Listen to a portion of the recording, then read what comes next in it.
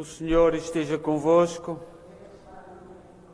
Evangelho de Nosso Senhor Jesus Cristo segundo São Lucas.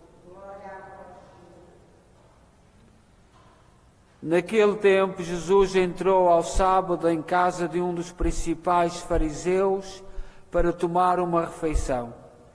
Eles estavam a observá-lo. Diante dele encontrava-se um hipódromo. Jesus tomou a palavra e disse aos doutores da lei e aos fariseus: é lícito ou não curar ao sábado? Mas eles ficaram calados. Então Jesus tomou o homem pela mão, curou-o e mandou-o embora. Depois disse-lhes: se um filho vosso ou um boi cair num poço, qual de vós não irá logo retirá-lo em dia de sábado? E eles não puderam replicar a estas palavras. Palavra da salvação.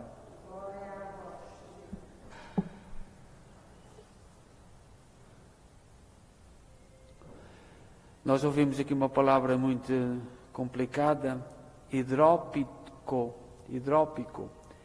E esta é uma palavra grega que significa alguém que tem muitas águas no seu corpo. É uma doença hoje muito normal, que a gente vê muito no hospital, mas numa época sem medicina era um grande problema. Mas é uma doença comum no nosso tempo e sobretudo quando chega ao fim da vida, às vezes é preciso química e tecnicamente tirar as águas. E, portanto, esta é a doença, é o nome técnico desta doença. Nós hoje celebramos na igreja São Martinho de Porres. Nasceu em Lima, no Peru, de pai espanhol e mãe africana, negra. Aprendeu desde muito jovem o ofício de barbeiro e enfermeiro. Entrou na ordem dos pregadores, a ordem dos pregadores é a ordem dos dominicanos, dedicou-se de modo singular à enfermagem em favor dos pobres. Levou uma vida de constante mortificação, profunda humildade e cultivou um especialíssimo amor à Eucaristia. São Martinho de Porres é muito venerado na América Latina, Peru, Colômbia, Venezuela, Chile. Este nome é um nome solene na América Latina. No dia em que foi declarado santo, o Papa disse assim sobre São Martinho: com o exemplo da sua vida, Martinho mostra-nos como é possível chegar à salvação e à santidade pelo caminho que Jesus Cristo indica. Antes de tudo, amamos a Deus com todo o nosso coração, com toda a nossa alma e com todo o nosso espírito. Em segundo lugar, se amamos o nosso próximo como a nós mesmos. São Martinho de Porres foi um exemplo disto, de amor a Deus, não se importando do contexto em que vivia. Ao compreender que Jesus Cristo padeceu por nós e carregou os nossos pecados no seu corpo sobre a cruz, acompanhou com singular amor o crucificado e, ao contemplar os seus cruéis tormentos, não podia dominar a emoção e chorava abundantemente. Amou também com especial amor a Santíssimo Sacramento da Eucaristia, ao qual dedicava com frequência longas horas de oculta adoração diante do sacrário e do qual desejava alimentar-se com a maior frequência possível. Além disso, seguindo as exortações do Divino Mestre, São Martinho amou os seus irmãos com profunda caridade, nascida de uma fé inquebrantável e de um coração humilde. E amava os homens porque os considerava sinceramente filhos de Deus e irmãos seus. Melhor, amava-os que mais a si mesmo, pois a sua humildade julgava a todos muito justos e melhores do que ele. Desculpava os defeitos dos outros e perdoava as mais graves ofensas, por estar persuadido que era muito mais o que merecia pelos seus pecados.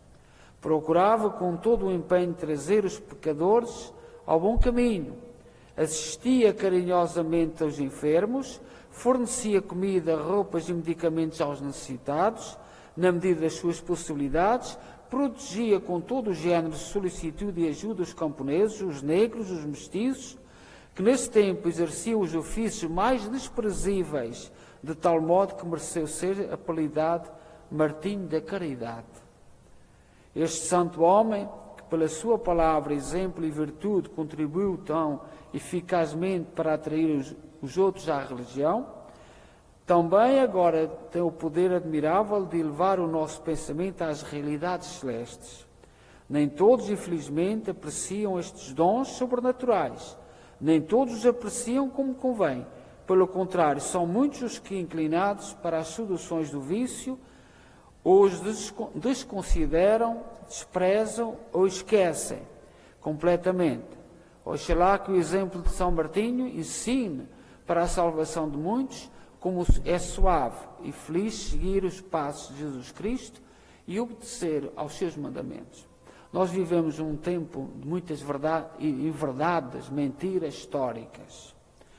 E celebrar São Martinho de Porres é quebrar muitas mentiras que andam por aí.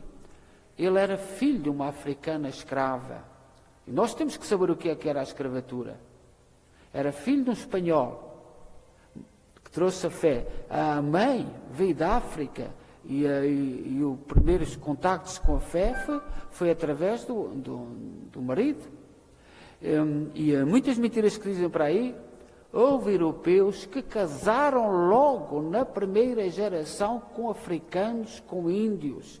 Nós temos outro exemplo, que não é santo, mas é um grande escritor português, o Padre António Vieira, que escreveu o sermão sobre os peixes, que era neto de uma africana no Brasil, na zona de Salvador, filho de um português e neto de uma senhora que tinha chegado de África. Há por aí muita mentira.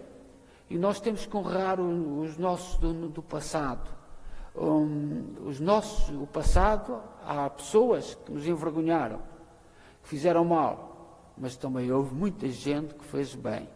E nós não podemos meter tudo no mesmo cesto, nem permitir que se coloque tudo no mesmo cesto. São Martinho de Porres era filho de uma africana, escrava, e de um espanhol. O Padre António Vieira era neto de uma senhora africana e de um português. E outros, podíamos dar muitos exemplos, mas muita mentira se diz por aí, e nós católicos também temos que começar a saber responder. 2 exemplos muito simples, muito simples. Lembremos daquele português que veio dos Açores, da Ilha Terceira, que foi para Vitória, para o Canadá, casou logo com uma índia, e hoje eles sabem quantos descendentes têm. Já passa de 700 descendentes desde aquela altura. E os filhos, e os netos e bisnetos e toda a sua família têm o orgulho das suas raízes. Portanto, daquele senhor que veio dos Açores, foi para Vitória, e um dos seus descendentes, que não é neto, é bisneto, trisneto, é um grande escultor, um grande artista aqui no Canadá, e que nos honra muito e diz muito da nossa alma e do nosso espírito. Logo na primeira geração, estas confusões que andam por aí no nosso tempo baseiam-se em muitas mentiras. Seja louvado